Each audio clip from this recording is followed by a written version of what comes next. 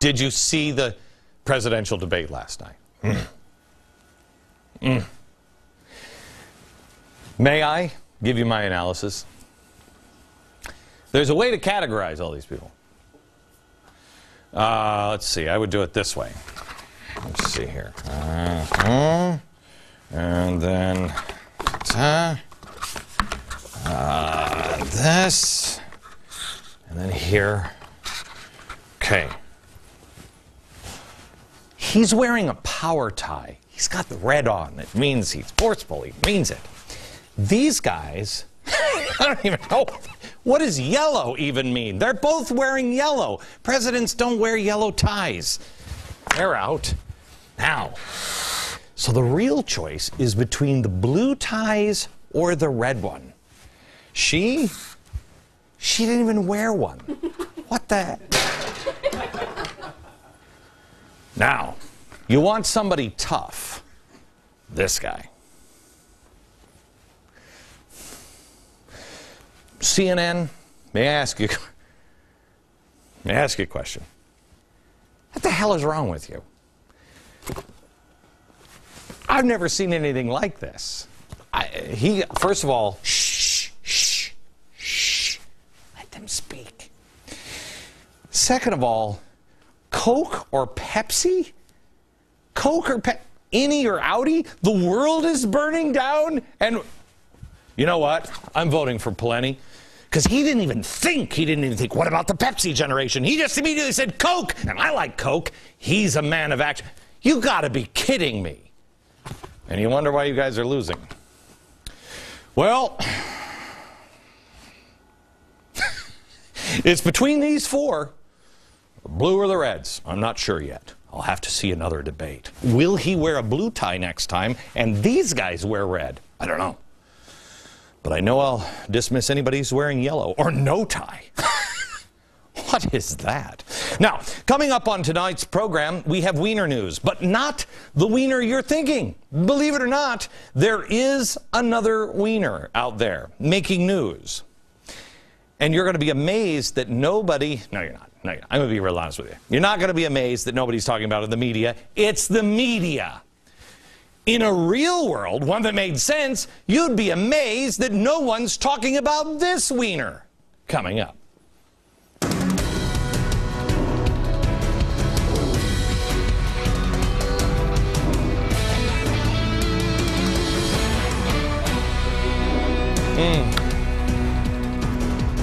Actually, I was surprised. I thought these guys did great. Well, not this guy. But I thought they all did well. And she did too. It's the ties, though.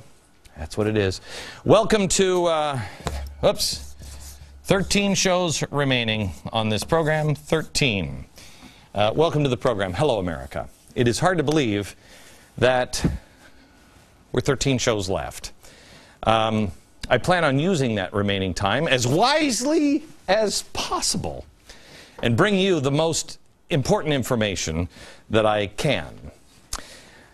At the beginning of this year, I told you, I hope, signaled to you that I was going to be leaving this broadcast because I said on one of the first episodes, I'm tired of sitting around and talking about the problem. It's time to roll up the sleeves. Wait a minute.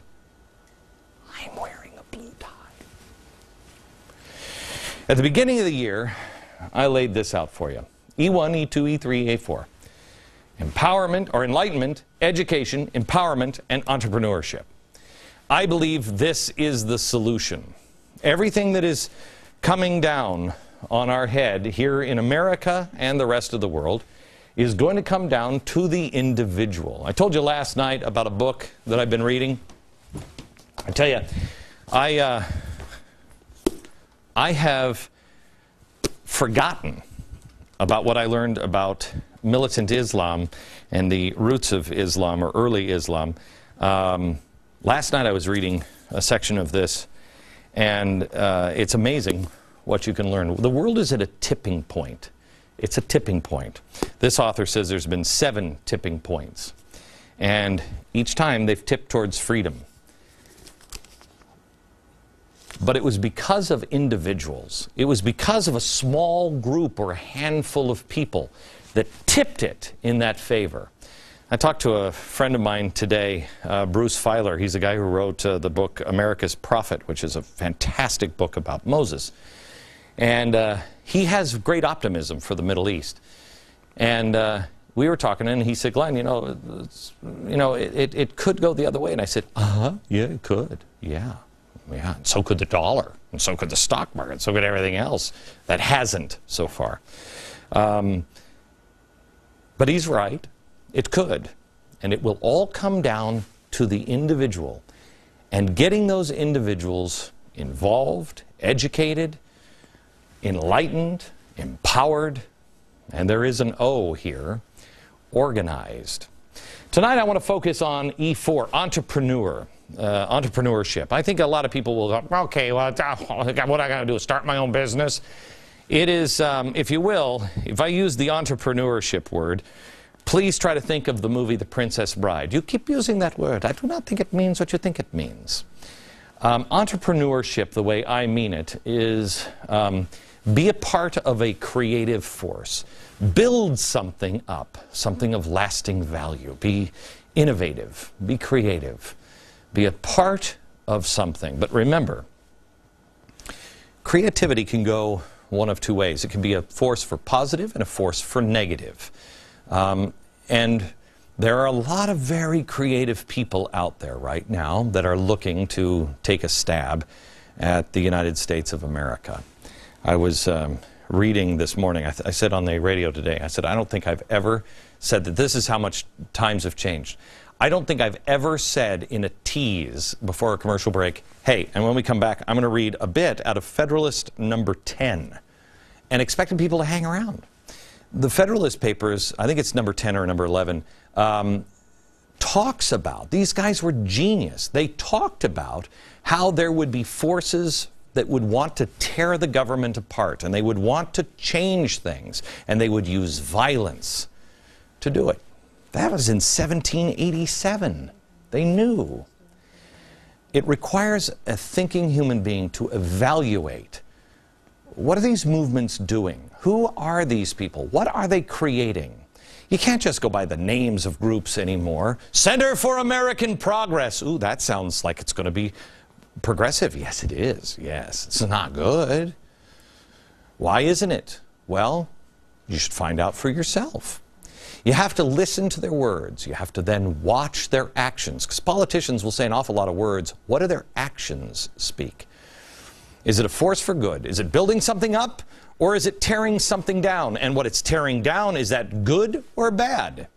Not everybody who creates does so positively. If I may quote the great Jesus, who I believe was from Puerto Rico, where the president is getting down today. Judge a man by the fruits of his labors. By his fruits ye shall know him. Come here, Aaron. Come here. I'm going to miss you. Come here. Are you going to miss me? This is the wee little Aaron. Not so much. She's just off the side of the camera going, please don't shake your bootay like that anymore. Osama bin Laden was a guy, he was building something. He used entrepreneurship. He did it. Was it good or was it bad? I, for one, am still here to tell you, I think it was bad. But I don't know if we believe that anymore. Let me show you tonight what's being built in Egypt today. I want to show you mind-blowing comments from the Egyptian sheikh who said that Muslims, their financial problems over in Egypt, all stem from the fact that they abandoned jihad. His solution? He's got one. The problem was that they weren't going on raids anymore, and they weren't bringing back prisoners like women and children who could then be sold on an open market like, quote, groceries, end quote. Now, we told you last night that he said, oh, well, I was just taken out of context. Really? Was he? He was explaining that he was talking about something perfectly legal in the Quran. Oh. He said he was just talking about the spoils of war. Watch. السوق تنظر إلى جارية تشتريها وتبقى كأنها زوجتك، لا محتاجة عقد ولا محتاجة إطلاقا زي المرأة الحرة. أنا لما أكون عايز ملك يمين، مش أنا بروح السوق وأختار المرأة اللي أنا تعجبني وأشتريها. اختار الراجل اللي عاجبني، راجل عضلات والكلام ده، وعايز ابني داري، عايز اهد، عايز اعمل الكلام ده، بشتري واحد اجره واشغله في الشغلانه بتاعتي وبعدين ابيعه بعد كده. What? It's a legal transaction. What? Slavery. I just go to the market and buy one. Now, this was a clarification of his earlier remarks. But I think it's actually worse than the first one. He's like, no, you don't get it. You go and you buy them. They're yours. It's legal. What? What? Is it just me? What? Let me tell you, it's not legal. It's evil. I don't care what you call it, legal or illegal. It's evil. Now, he's not the only one promoting this. This is accepted in many parts in the Middle East by many Islamic extremists. Again, judge them by the fruits of their labors. I want to show you a woman who's been standing up for this, and she's been saying, hello, hello, sex slave. She's in Kuwait. Now, she's been talking about this for a while. And in this video, I want you to watch, she says that she has talked to some of the most prominent imams in and around Kuwait. Watch her. غير عن قانون الحرة. الحرة عورتها جسمها كلها إلا وجهها ويدها. أما الجارية من السرة وتحت، يعني تختلف جدا عن الحرة. والحرة لازم بعقد زواج، وهذا الجارية لا، فقط يشتريها وخلاص كأنها يعني تزوجها. فتختلف الجارية عن الحرة. عن هم كذلك هنا بالكويت سألت ناس مختصين متدينين وهذا، فقالوا لي يعني قالوا لي صح مشكلة استغفر الله يا ربي الرجل أو الرجل على دين، يعني مو إلا ملتزم حيل، يعني كل رجل سوي بدينه يعني ويكون عنده خير. الحل الوحيد إنه لازم يكون عنده يعني إذا لا يريد أن يأتي النساء بالحرام، يعني إذا كان يعني مبتلى بالفتنة، إنه يعني هذا هو الموضوع، إنه يعني يشتري جواري. Well, it'd be cool to see the cleric as a televangelist on TV saying, I sinned against you, oh Allah. I had sex and she wasn't my slave. That would be good, wouldn't it? All right, so let's just recap here. Here's a guy in Egypt saying, hey, what? I'm a cleric. It's legal. We can have sex slaves. That's the way to solve our problem with finances. Let's go, and this is what he said in the first one, let's go and attack the West and grab their women and children from America and bring them back over here and sell them into sex slave. That'd be great. Yeah. Then we have this woman who is in Kuwait saying, hey, I've talked to all the biggest imams around, and this is what they're saying. All right. She seems like a nice woman, right? I mean, here she is. She's out there. She's trying to make sure. Do people really believe this? Imagine if you were an activist mom, or your wife, or your girlfriend, or your sister, and she said, hey, I can't believe people are really talking about this. She's talking to all the religious leaders, say, the only way for men to stop having forbidden relations is to have slave girls. You know, the ones who can only be covered from the belly button down. Yeah. I know, even Anthony Weiner's wife wouldn't go for that one. But here's June Cleaver from Kuwait, and here's what she says. Listen now to the rest of her conversation.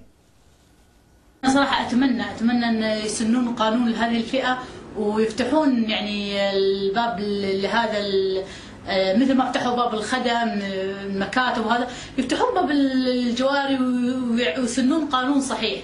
يعني احنا ما نبي عيالنا يعني يضيعون بالهاوية استغفر الله يا ربي اللهم استغفرك واتوب اليك بالزنا والقاذورات هذه. أنا الدول اللي أشوف إنها يعني مثل الشيشان اللي هي بينها حرب وبين دولة ثانية، أكيد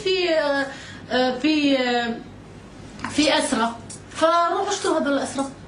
يعني مو أفضل يذبحهم الجوع هناك، روحوا اشتروهم وش اسمه شغلوا هذا وبيعوهم على اللي هني التجار. Gee, Wally, Dad and Mom are going to be upset when they find out that you have a slave girl and Dad doesn't have one yet. I mean, is that like every 12-year-old boy's dream come true, Mom, who says, we can't let our kids fall into some sort of fornication.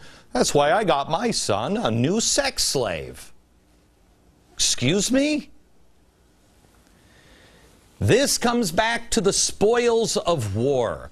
If you think that the world is going to continue to rotate and we all basically think alike, you are wrong. Hey, slavery is better than getting your head cut off on the battlefield. No, I don't think so. I don't think so. No, it's the humane thing to do. No, again, I don't think so. Maybe I'm just old-fashioned, but not too old-fashioned, like 7th century old-fashioned. Can I ask you a question?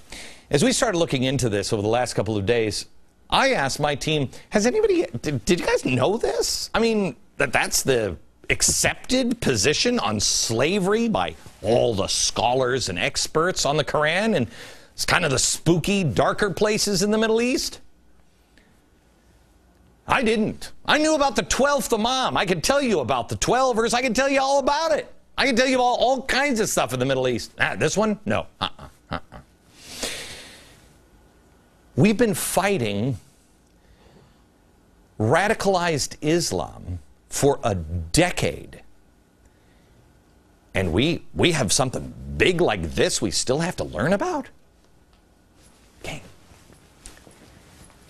I think we're in trouble. I don't think we really know who these people are. We might want to go slow. Let's not. What do you say we don't arm them? Let's just keep that between us. Let me ask you this. Where are the voices of condemnation on the increasing bigotry that is on videotape coming out of the Middle East? Like this. الشذوذ تحطيم الشاذ. لهذا أيها الإخوة الشذوذ عقابه القتل. اللواط إذا ثبت يرمى من مبنى عالي. طب أنت شو بتعمل فيهم؟ أنا حقيقة يعني أستخسر فيهم الإعدام. والله هؤلاء ينبغي في الواقع أن يوضعوا في مكان عام ويجلدوا ويؤدبوا حتى يعني.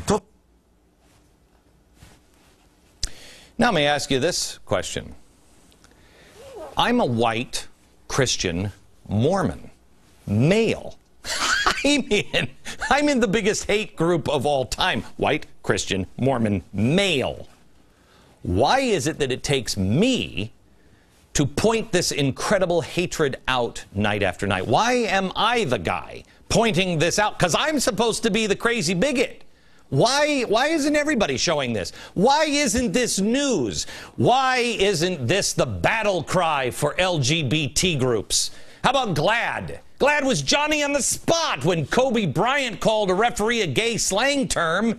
These are religious leaders. They're openly calling for the stoning of homosexuals, and we're helping them. Our president is saying, let's sit down with those guys. What do you say we sit down? Let's put this into perspective. The world is at a tipping point. The population, the Muslim population, is expected to increase from 1.6 billion people in 2010 to 2.2 billion by 2030. These are the people that are involved in the Arab Spring. They're about to affect the entire world. Before we run to arm, support, or organize them, with these kinds of numbers, maybe we should just pause for a second and try to sort out the good and the evil. What do you think? Back in a minute.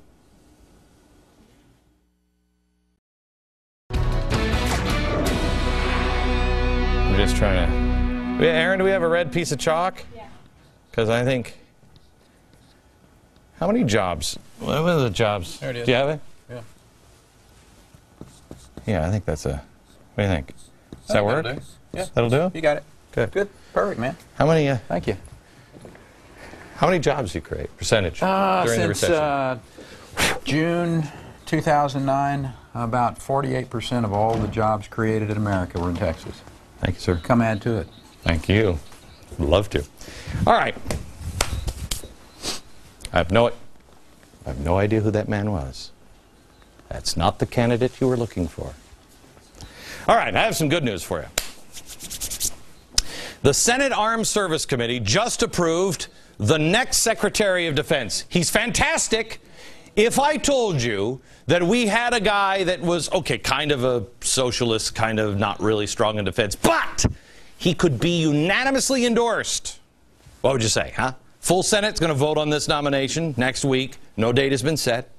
We got him.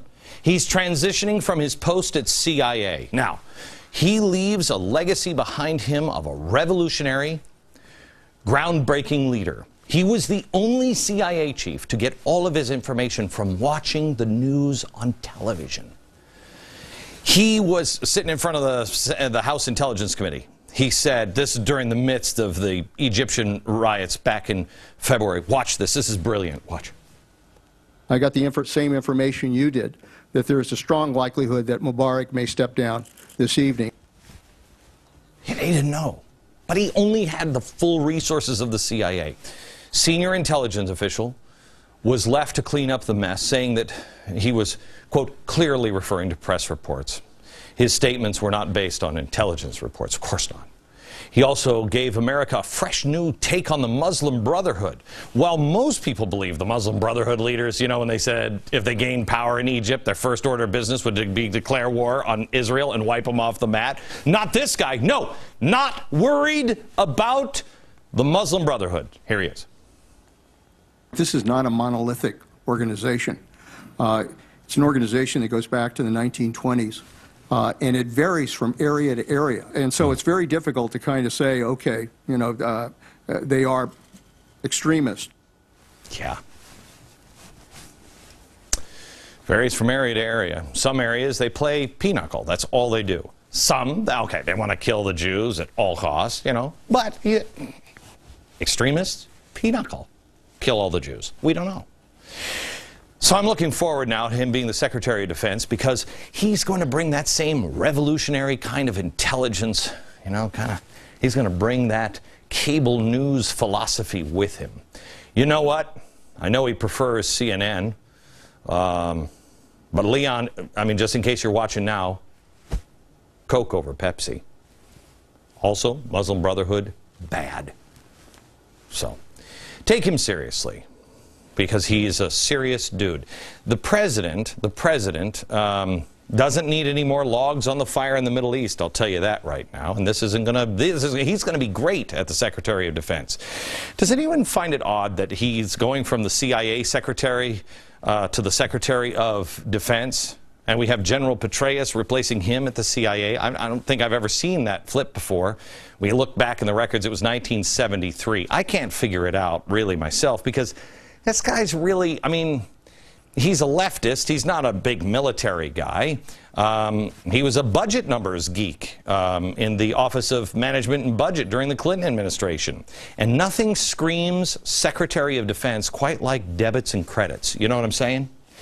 Now, I'm not sure what's going on here exactly. And so I'm not going to speculate.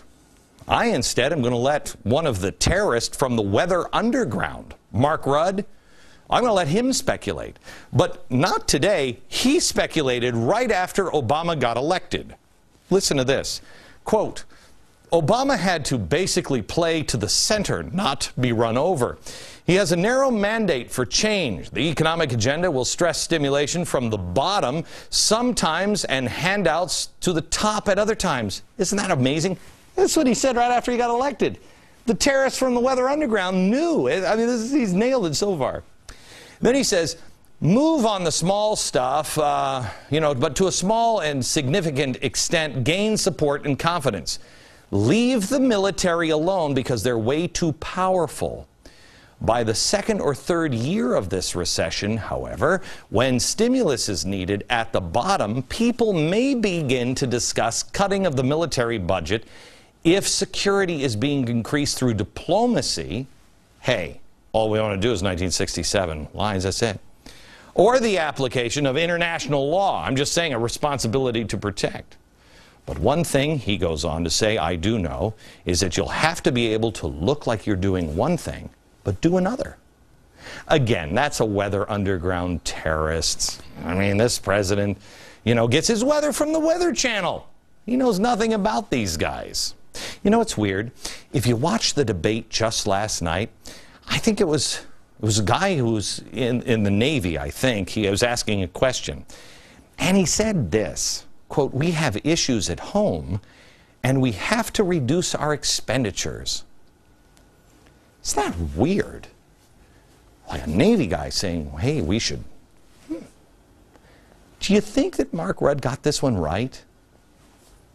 Who knows? All you have to worry about it, you just trust the senators, okay? Because the senators are going to look into this. And in case they don't worry. We've got 13 shows left, and there are plenty of people in the mainstream media that will follow this story for you. Trust.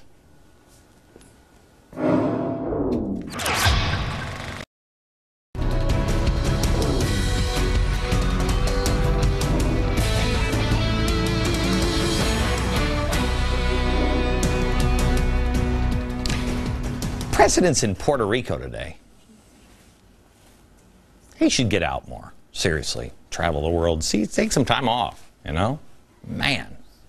Nothing going on. Did you hear the strange story? I saw it today before I came in. That there's a new report out that says gold may be $5,000 an ounce. Can you imagine what the chaos of this planet has to be for it to be $5,000 an ounce? Not going to be pretty. Not going to be pretty. Oh, and the whole debt ceiling thing. But don't worry about it.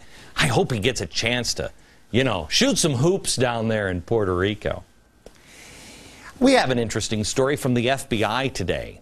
Activists on the left are upset and crying foul over an FBI probe into their dealings. In Chicago, FBI agents took boxes of books, family photos, artwork, and personal letters in last September's raid of the home shared by Stephanie Weiner.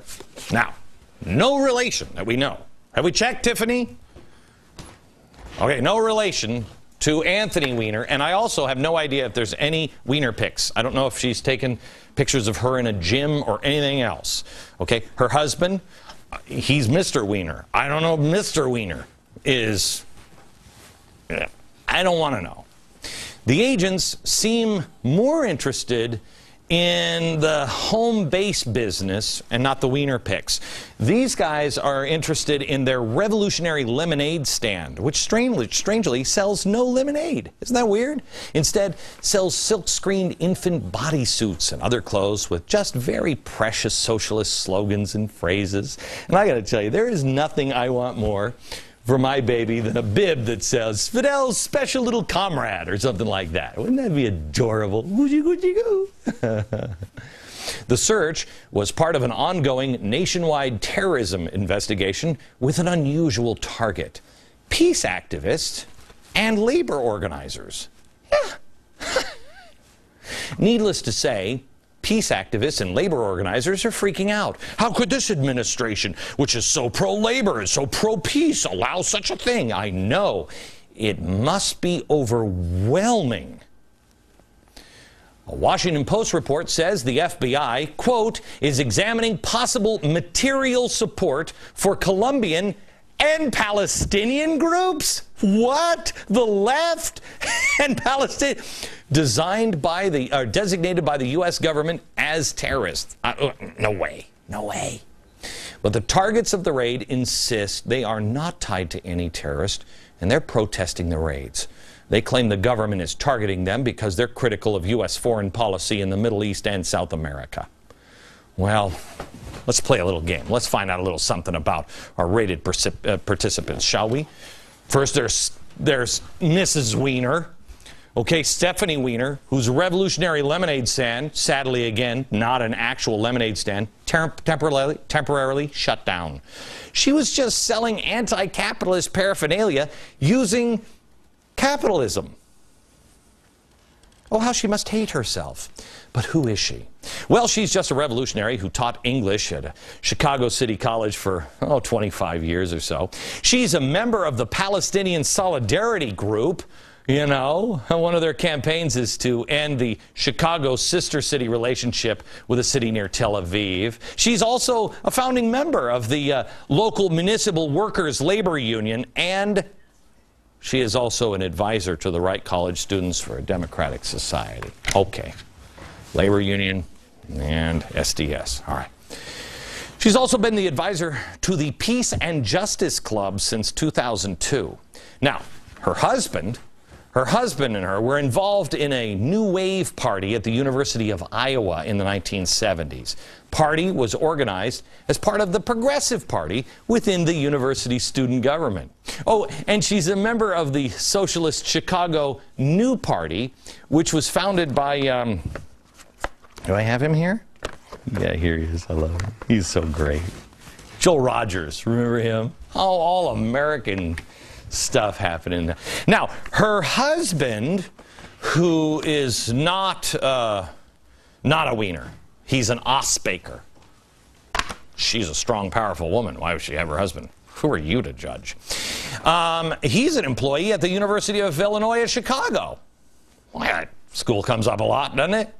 Joe is the advisor of the campus chapter of, here's one of my favorites, SDS, and a member of the Freedom Road Socialist Organization, a revolutionary socialist Marxist-Leninist organization in the U.S. They stand for the right to self-determination for the African-American nation in the Black Belt South. But who's not for that? I think we all feel the same way. He's an executive board member for SEIU. What? Yeah. And along with his lovely, lovely wiener wife, he is also a member of the Chicago New Party. And last but not least, he's a supporter of Bill Ayers. But wait, there's more. There's more. You got to meet these crazy kids. We'll do that next. Oh, man. Excited because we have more peace activists that the FBI are beating down the door of, and you've got to know, they've got to be bad if this FBI is coming after. By the way, I don't know why these people. I'm looking for a connection to what's happening in Gaza, and I don't know why these guys hate Hispanics so much, but I believe this is a flotilla, and that's the way it is. Now, let me show you some other members of Congress that are speaking out against the FBI raids because, well, these are Americans. Sure, they have suspected ties to terror, but we just talked, you know, about a nice couple from Chicago. No doubt they've been wronged here. Let me show a couple more. Our third, no doubt, innocent victim here of these FBI raids is Hatem Abudaya. He is the executive director of the Arab American Action Network and a member of the Palestinian Solidarity Group. Here's one of his sweet, sweet, gentle quotes. Here it is. Bring it up here. You have it? The U.S. and Israel will continue to describe Hamas and Hezbollah and these other Palestinian and Lebanese resistance organizations as terrorists. We're so hateful. But the real terrorists are the governments and military forces of the U.S. and Israel. How right he is, huh? The vast majority of the world sees and understands this and are in full support of the Lebanese, Palestinian, and worldwide resistance to Israel and the U.S.'s naked aggression, war, and imperialism and occupation. I don't think this guy or these guys could have said it any better. Here's Carlos Montes on the flotilla. He is the most recent person to have been raided. Now, here he is at a protest against the raids. Carlos is a founder. There he is at the protest. Here, he's a founder of the Black Panthers-inspired Brown Berets. Okay? Member, right there. There he is. Younger. Boy, you kind of let yourself go there, Carlos. Too many flotillas. He's a member of the March 25th Coalition, the Campaign for Illegal Alien Rights in 2006. Oh, that was good. Remember those days? And he's also the leader of Latinos Against War. So why has he been targeted? Good question, America. That's why today the Committee to Stop FBI Repression is sponsoring a national call-in day to support Montes. Organizers are asking people to flood Attorney General Holder's office, demanding he drop the charges against this clearly innocent man. Now, this is clearly blatant, ugly, anti-Hispanic racism. Plotius. You make that call today. If you can't, don't worry. Tomorrow, There's a viewing of a movie about the 1960s Chicano movement inspired by Montez when he was the Brown Beret leader. Thursday, there's a big rally outside the Federal Building in Chicago. Get your airline tickets. Now they're going fast. These people are coming out of the woodwork now. This is why it is important for you to be able to judge someone by the fruits of their labor. You'll have to be able to figure out, these guys, good guys, bad guys. They look normal, right? I mean, except for the guy going, okay. They look normal. How do I know the difference between right and wrong? Education, enlightenment, empowerment. And then judge somebody by what they're creating, the fruits of their labor. And then, after you've judged good versus evil, join one of the groups, will you? You can stand with these guys, or you can stand for Israel. Find out how at glennbeck.com.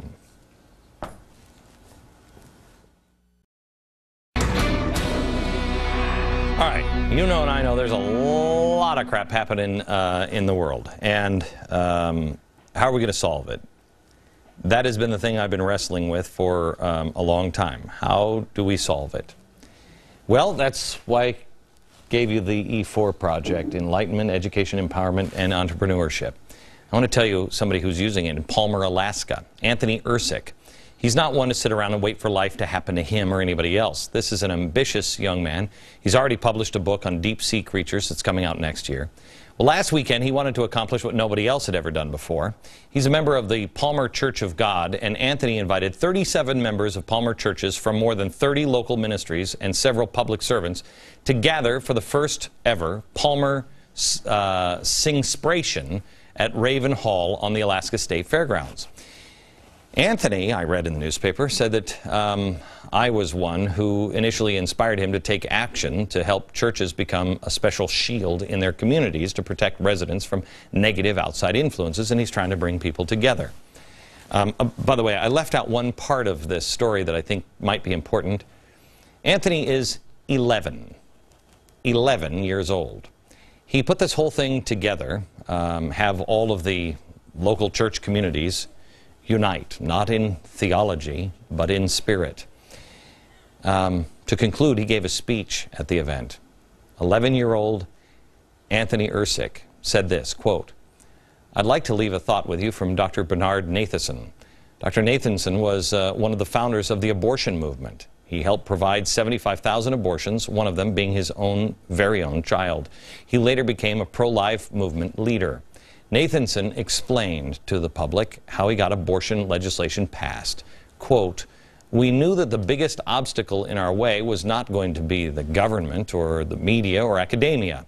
We knew that we had those, and we could easily get those on our side. The biggest obstacle was going to be the church.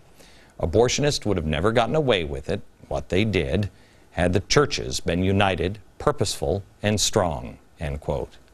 That is from an 11-year-old American. I didn't even know who Dr. Nathanson was. Have you ever heard of him, Oscar? No, we didn't know. He's 11.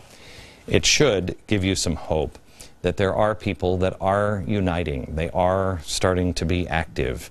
There are people doing their own homework all around the country. Here is an 11-year-old. We have a couple of college girls that have set up something in support of Israel that is now, I think, in 34 different states, 38 states. It's all about E4, entrepreneurship. An enlightened, educated, empowered individual can create something of real value. But if you want to create something, you have to have a blueprint.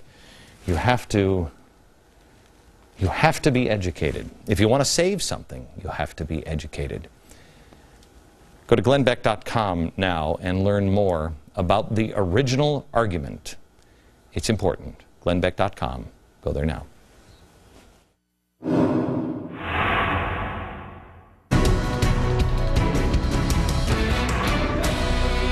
I'm just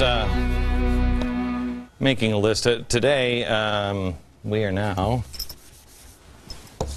12 shows before the final episode. Radical Islam. Tonight we did E4. Tomorrow is government control.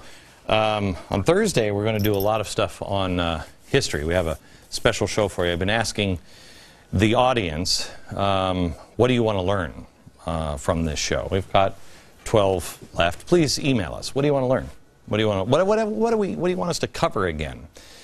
When it came to history, people wanted to know more about the founding fathers and also the roots of radical Islam.